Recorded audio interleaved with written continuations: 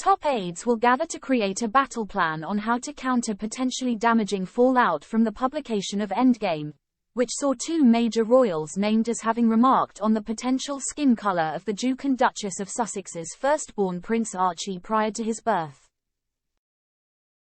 The Daily Express has chosen not to name the two royals cited by Scobie, after they were named in the first run of Dutch editions of the book, which was released last week. The gathering of the two households will see them discuss how to respond, with officials insisting time and care be taken before any decisions are made. However, palace sources insist all options remain on the table, including launching legal action against the author, who has previously been branded Meghan's mouthpiece. The Californian-based couple have so far declined to comment on the furore, despite coming under huge pressure to speak out about Scobie's research. King Charles, who flew back to the UK after several days attending the COP28 Environment Summit in Dubai, is understood to be taking public concern surrounding the book very seriously, and is worried of the damage it could cause to the royal brand worldwide. However, officially senior advisors say the working royal family will this week continue carrying out the duties in a business-as-usual fashion, with the initial tactic to be seen to be rising above the row. Charles and Camilla are currently at Sandringham but will return to London midweek for a series of official engagements this week, including a ceremony at Buckingham Palace and a charity carol concert at Westminster Abbey. A source close to the palace told the Sunday Telegraph, discussions have been had and will continue those discussions this week, but not in a crisis talks manner. Decisions will be made with care and time and professionalism rather than rushed over a weekend. In a further development, Buckingham Palace is investigating who at their end could potentially have seen the letters between the King and Meghan Markle in which the names were allegedly mentioned. However, sources say they are confident the leak has not come from within palace walls, believing only a tiny handful of people have ever seen them.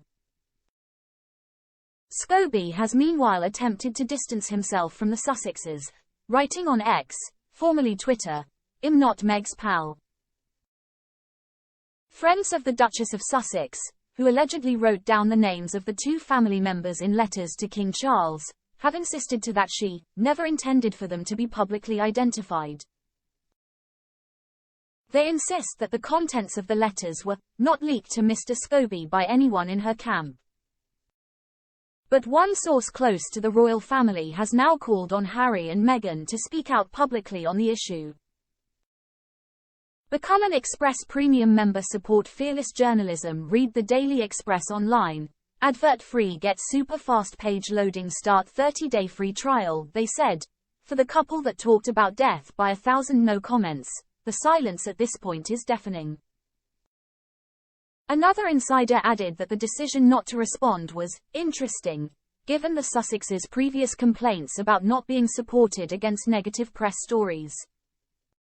Meanwhile, former Prime Minister Boris Johnson has suggested that asking questions about a baby's skin color could not be construed as racist.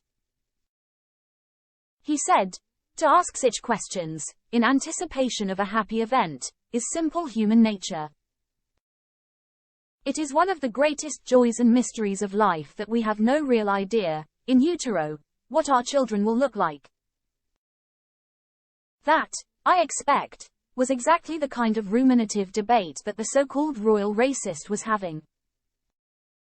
And Sir Trevor Phillips, the former head of the Commission for Racial Equality, branded it a nonsense story, and said the comments were a mark of excitement, I suspect. The scandal, which Scobie has been forced to insist was not a publicity stunt, has kept Endgame in the headlines for more than a week as excerpts were published in the days before its release in a French magazine. The most eye-grabbing extract serialized in Paris Match claimed that there was a second so-called royal racist, after Harry and Meghan alluded to a member of the royal household expressing discomfort over Archie's skin color in 2021. They told Oprah Winfrey in their much-vaunted interview a year after they quit royal duties that there had been conversations about how dark Archie's skin would be when he was born. She did not name the member of the household, saying at the time, "I think that would be very damaging to them." The names did not appear in the English edition of the book when it was released on Tuesday. Scobie had written a paragraph in which he said he could not name them under UK law. But the names appeared in the Dutch version of the book, prompting the publishers to pulp copies that were on sale. The Dutch translators who worked on the volume maintain that the manuscript they were given featured both names verbatim.